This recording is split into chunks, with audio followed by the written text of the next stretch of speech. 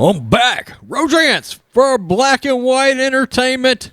We're going to talk about Jon Favreau, one of my favorite subjects, and of course, Star Wars is my jam.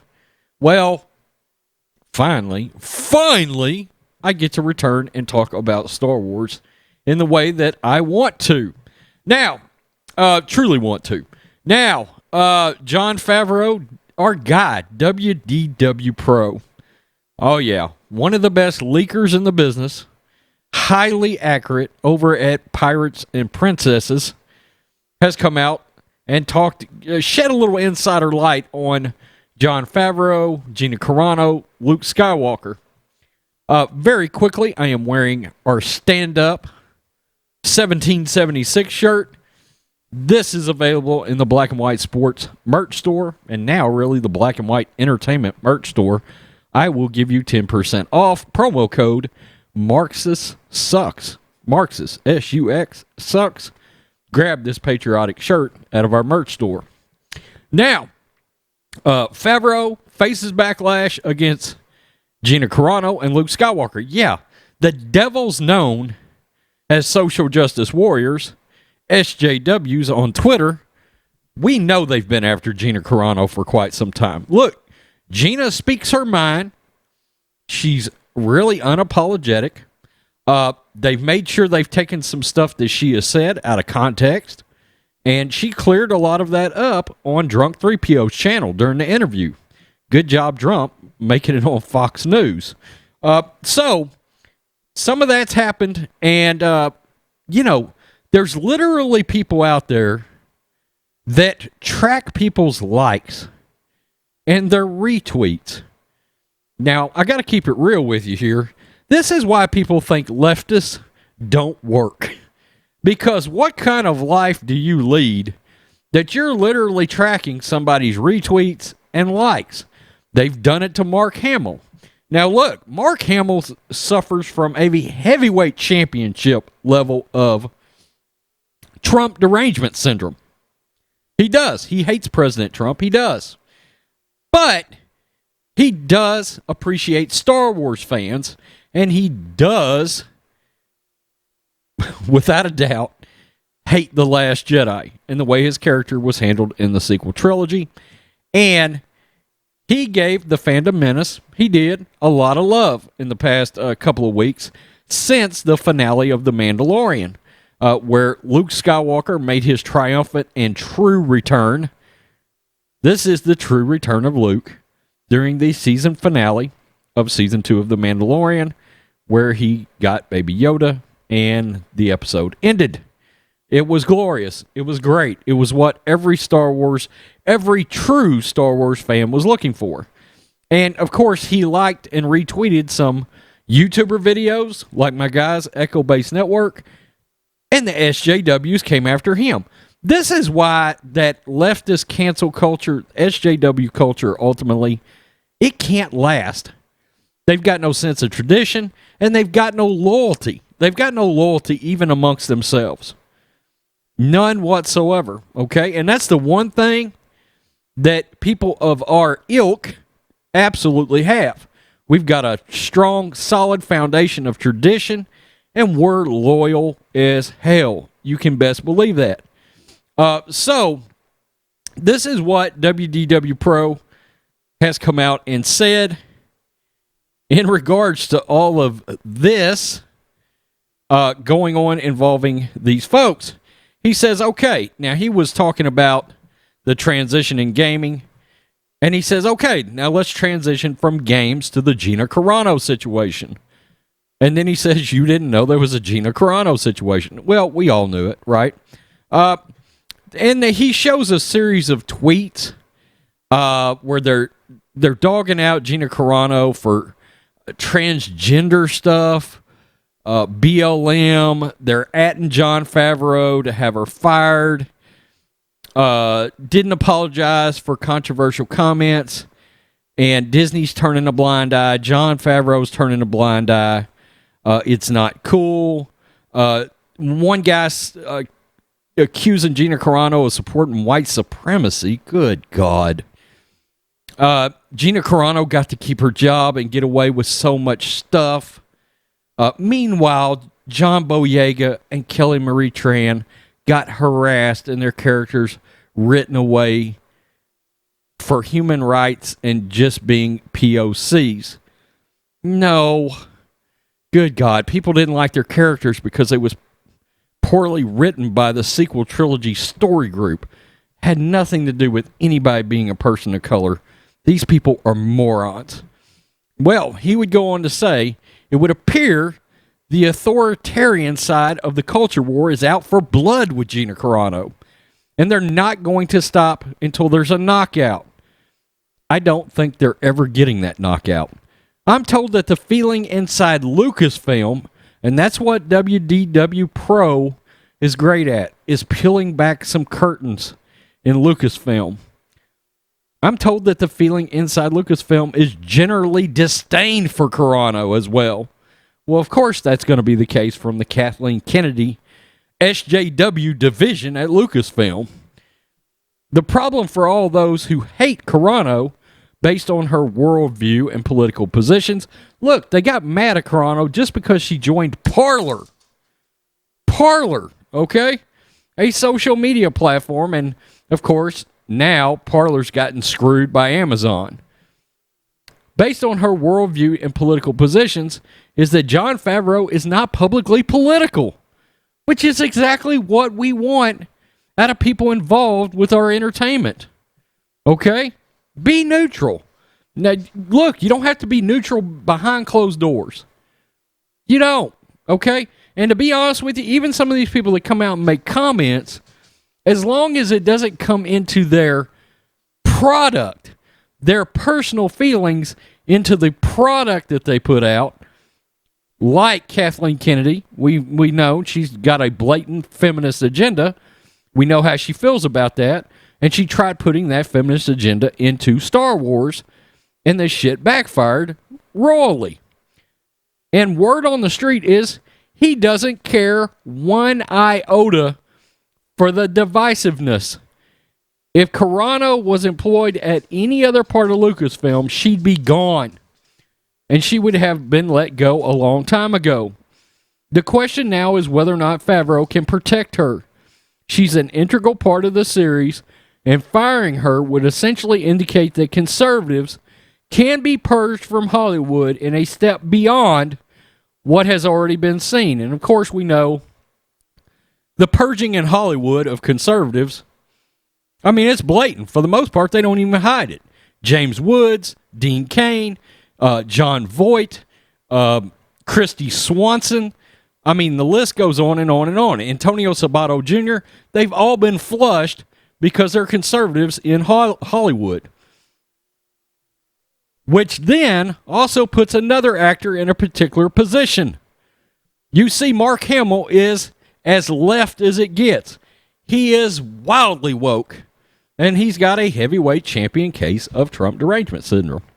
He's like Greg Popovich, coach of the Spurs.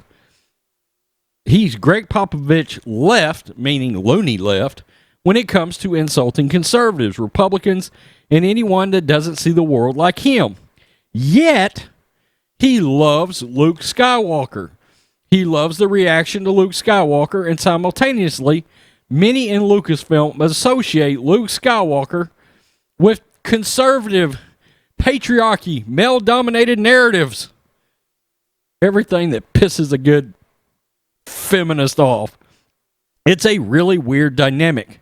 And believe me when I say there is intense pressure in Lucasfilm to dump Luke Skywalker and Baby Yoda from the storyline that is planned for multiple series. The Favreau-Filoni universe is going to intertwine, and Luke Skywalker is gonna jet in and out of these different series with Baby Yoda. Boom, pop up. Luke's there. We can all cry all over again. I would like to go into how the division works at Lucasfilm in the future.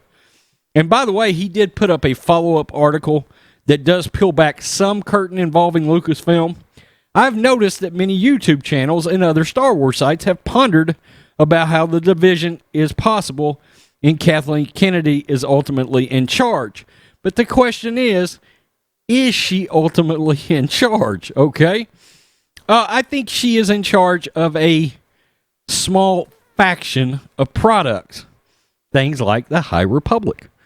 But until I get around to such an article, just know that there's one group that only wants to see Mark Hamill associated with Star Wars in any fashion. The only way they want to see him is essentially in the manner, this is what he's talking about, in the manner that we saw him in The Last Jedi. So in other words, most people in Lucasfilm are the ones that are on the Kathleen Kennedy side of things, wants to see Luke Skywalker only portrayed in that Last Jedi neutered, balls removed manner, unlike the heroic Luke Skywalker that came back in The Mandalorian.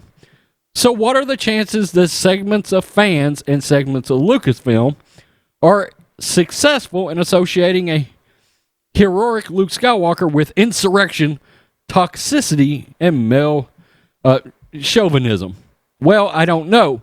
If money and views are a barometer, then Disney has next to zero incentive to allow them to move out Luke. What happens if Mark Hamill decides that the heroic Luke has become a beacon for the fandom menace? I don't know, and I don't think that either of those narratives would be true or helpful or beneficial for anybody. But I can tell you right now, there is immense pressure to ditch Luke Skywalker from the Favreau and Filoni plan. So it will be up to Favreau himself on whether or not you see more Luke Skywalker or more Cara Dune in the future. Okay, so what do we think? What do we think about that? What do we think is going to end up happening here? I think Jon Favreau feels like he's got enough clout to keep both of these characters safe. Now, the one thing I will say about everything that's happened, even though Mark Hamill has come out and he has supported some in our community, unfortunately his actions have led me to say the following. I would begin to be comfortable with the idea of Luke Skywalker being recast. And I never thought I would say that. But people have brought up Sebastian Stan, the Winter Soldier from the MCU, who looks uncanny like a young Luke Skywalker, a young Mark Hamill. I'm getting more and more comfortable with that idea because Mark Hamill has lost his ever-loving mind on political issues, okay? It's a weird dynamic with Mark Hamill. It is.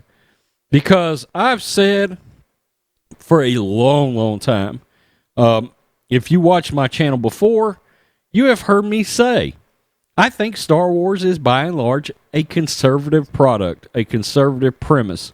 You had the story of a farm boy that rose up to fight against evil. Okay? Essentially, in a lot of ways, you had a very, very elaborate, detailed, creative way, in some ways, of having the Dukes of Hazzard in space. Okay? Just see Han Solo and the Millennium Falcon, the General Lee and the Duke boys. A brunette male, a blonde male, riding around in their fast car. Okay? Now, I know that's can be a stretch, but you get my point. Look, all the Star Wars fans I know, every one of them, they are conservative. I'm sorry. That is a fact. In fact, I don't know a Democrat that likes Star Wars. I don't. It is what it is. I'm sorry. That's just all I can tell you from what I know. All right.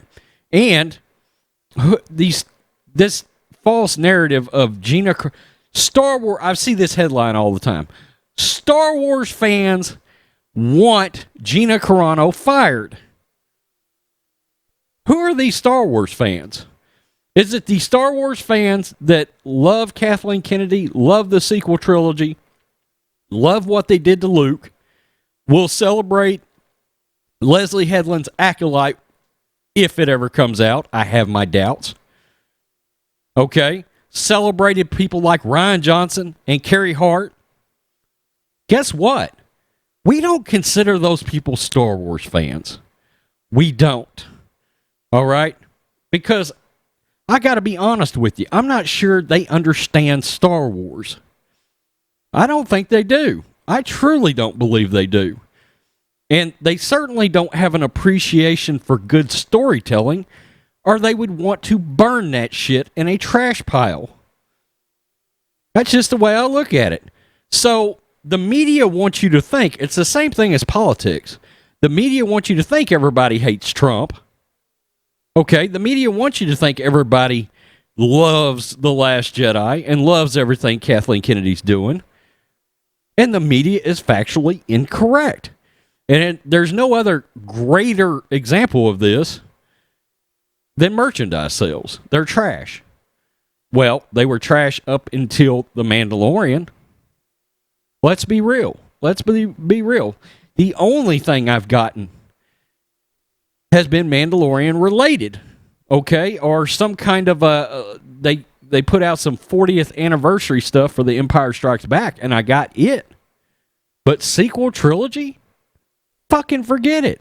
Nothing. Tell me what you think, black and white entertainment fans and Rhodes Squadron. You are one in the same. You will still hear me say Rhodes Squadron. Don't worry. Peace. I'm out. Till next time.